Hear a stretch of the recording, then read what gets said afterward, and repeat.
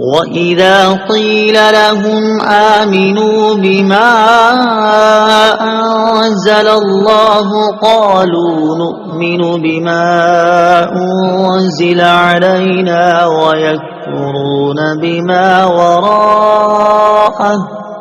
وَهُوَ الْحَقُّ مُصَدِّقًا لِمَا مَعَهُمْ قُلْ فَلِمَ تَقْتُلُونَ أَنبِيَاءَ اللَّهِ مِن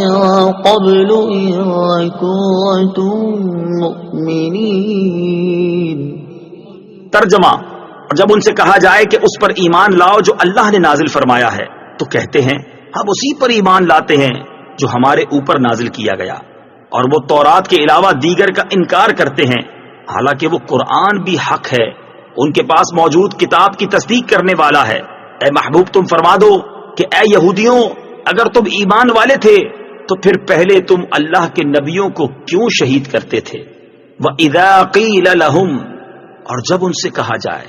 تفسیر صراط الجنان میں ہے، اس آیت میں یہودیوں کا ایک اور کبھی فعل بیان کیا جا رہا ہے کہ جب ان سے کہا جائے کہ اللہ تعالیٰ کی نازل کی ہوئی تمام کتابوں پر ایمان لاؤ تو اس کے جواب میں وہ کہتے ہیں ہم صرف تورات پر ایمان لائیں گے جو کہ ہم پر نازل ہوئی ہے۔ اس سے ان کا مقصد دیگر آسمانی کتابوں اور قرآن مجید کا انکار کرنا تھا۔ چنانچہ اللہ تعالیٰ نے ان کا رد کرتے ہوئے فرمایا کہ قرآن بھی حق ہے اور یہ ان یہودیوں کے پاس موجود تورات کی تصدیق کرنے والا ہے، اور جب تورات میں حضرت محمد صلی اللہ تعالی علیہ وآلہ وسلم کی نبوت کے بارے میں خبریں موجود ہیں اور تم تورات پر ایمان لانے کے دعوے دار ہو تو پھر محمد مصطفیٰ صلی اللہ تعالی علیہ وآلہ وسلم کی نبوت اور ان پر نازل کی گئی کتاب قرآن مجید کا انکار کیوں کرتے ہو؟ اور اے حبیب صلی اللہ تعالی علیہ وآلہ وسلم، آپ ان یہودیوں سے فرمائیں کہ اگر تم تورات پر ایمان لانے کے اتنے ہی بڑے دعوے دار ہو تو یہ بتاؤ کہ پہلے تم انبیاء کرام علیہ الصلوۃ والسلام کو کیوں شہید کرتے تھے، حالانکہ تورات میں تو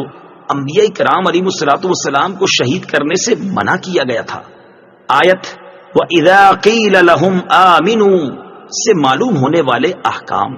نمبر 1، اس آیت سے معلوم ہوا کہ تمام آسمانی کتابوں پر